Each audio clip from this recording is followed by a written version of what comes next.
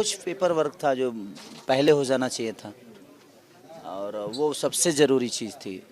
और वो क्योंकि ना हाँ वो करी थी कि नहीं मैं बच्चों को छोड़ के नहीं जाना है, तो मैं उस पर ध्यान ही नहीं दिया, और वो लेट सबमिट हुआ, तब तक डेट निकल चुका था।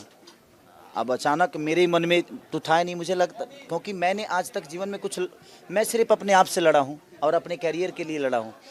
ये सब चुनाव लड़ना और सब चीज़ें कभी मेरे जीवन में आया नहीं, और मैं कभी इस बात पे सोचा भी नहीं, ताकि मैं पहले से रेडी होके हूँ। और अचानक से भैया ने बोला कि नहीं मैं बात करता हूँ, तो भैया ने उस दिन बात किया और चंदा मान गई, तो 16 को ही आ गई वो, 15 को आ गई, 3 बजे दिन में आई वो मुंबई से। वहाँ तक कुछ भी दिक्कत नहीं था। अचानक से वो आई एयरपोर्ट से आने के बाद फिर मैंने कहीं कॉल किया कि भैया क्या हुआ, तो बोला कि नहीं होगा।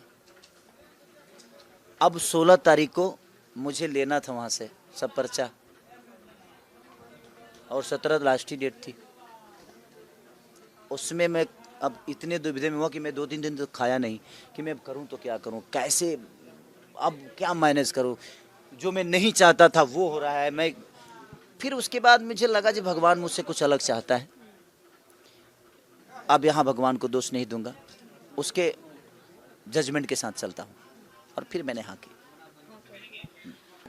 मैं इनके लिए लड़ सकता हूँ अच्छे प्लेटफॉर्म पे, अच्छे जगहों पे, चाहे वो विधानसभा हो चाहे दुनिया का कोई भी सभा हो। मैं अपने छपरा के लिए जो बोलना होगा, जो चाहिए वो मैं लड़ूंगा, और मेरी बात सुनी जाएगी। मैं इसलिए आया कि मेरी बात सुनी जाएगी, नहीं तो रोज बोलते हैं कहाँ कोई फर्क पड़ता है।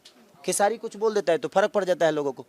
तो इसलिए मैं प्रयास किया कि नहीं, जिस मिट्टी में मैं पैदा हुआ हूँ, उसी मिट्टी से अब मुझे कुछ अपॉर्चुनिटी मिल रही है, तो मैं ठीक है यार, भगवान का मर्जी है यही, तो यही